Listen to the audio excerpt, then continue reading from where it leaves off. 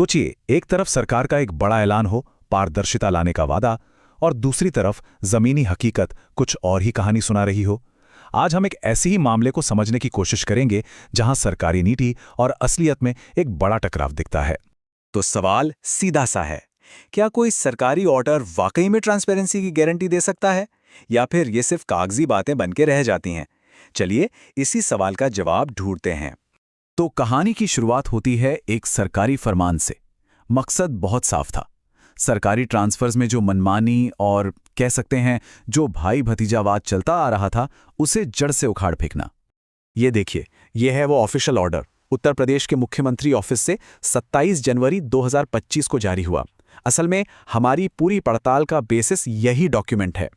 अब इस पूरे ऑर्डर का जो सेंटर पॉइंट था वो था मानव संपदा पोर्टल। मतलब एक ऐसा ऑनलाइन सिस्टम बनाया गया जहां सब कुछ मेरिट के आधार पर हो, किसी की सिफारिश ना चले, कोई जुगाड़ ना लगे। सीधा सीधा मकसद था ट्रांसपेरेंसी। तो इस नई पॉलिसी में मोटे तौर पर 4 बड़ी बातें कही गई थीं। पहली, पोस्टिंग में पूरी तरह से पारदर्शिता होगी।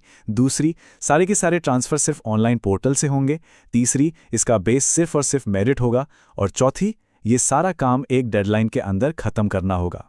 और डेडलाइन भी तय कर दी गई, 31 मार्च 2025। मतलब सीएम ऑफिस की तरफ से ये एकदम क्लियर था कि इस तारीख तक सब कुछ हो जाना चाहिए। इससे पता चलता है कि मामला कितना सीरियस था। तो ये तो हो गई कागज की बात, एक बहुत ही अच्छी, एक आइडियल पॉलिसी। लेकिन जमीन पर क्या हो रहा था? असल कहानी में ट्विस्ट यहीं से आता है, एक शिकायत के साथ। शिकायत में सीधा सीधा निशाना साधा गया युवा कल्याण विभाग पर।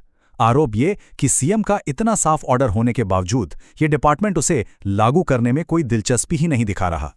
और शिकायत में एक बहुत ही गंभीर आरोप लगाया गया। कहा गया कि अधिकारी और कर्मचारी पदासीन होते हुए जवानों का शोषण धड़ल्ले से कर रहे हैं। अब ये लाइन अपने आप में बहुत कुछ कह जाती है ना? तो सवाल उठा कि इस कथित शोषण की वजह क्या है?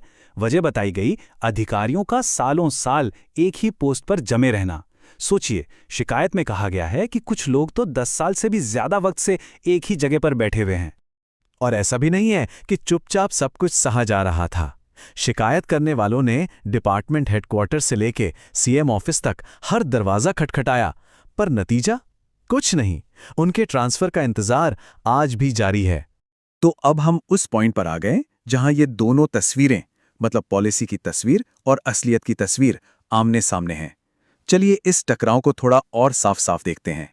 देखिए, एक तरफ सरकार की पॉलिसी कहती है कि सब कुछ ऑनलाइन होगा, मेरिट पर होगा, और दूसरी तरफ जमीनी हकीकत क्या है? 10-10 साल से एक ही पोस्ट पर बैठे लोग और शोषण के आरोप। एक तरफ सीएम ऑफिस का सख्त निर्देश और दूसरी तरफ ऐसी शिकायतें जिन पर कोई एक्शन ही नहीं हुआ। यही है इस पूरे मामले का विरोधाभास। तो ये सब देखने के बाद जाहिर है एक बड़ा सवाल खड़ा होता है, एक ऐसा सवाल जो अब भी अनसुलझा है।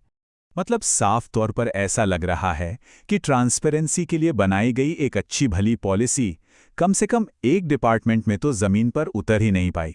कागज पर इरादे बहुत नेक हैं, लेकिन असलियत में उन पर अमल होता नहीं दिख रहा। और यहीं पर आके वो सबसे बड़ा सवाल उठता है कि जब नीतियां तो बन जाती हैं पर लागू नहीं हो पाती, तो फिर जिम्मेदार कौन है? वो अधिकारी, वो डिपार्टमेंट, या फिर पूरा का पूरा सिस्टम ही? ये एक ऐसा सवाल है जिस पर सोचना बहुत जरूरी है।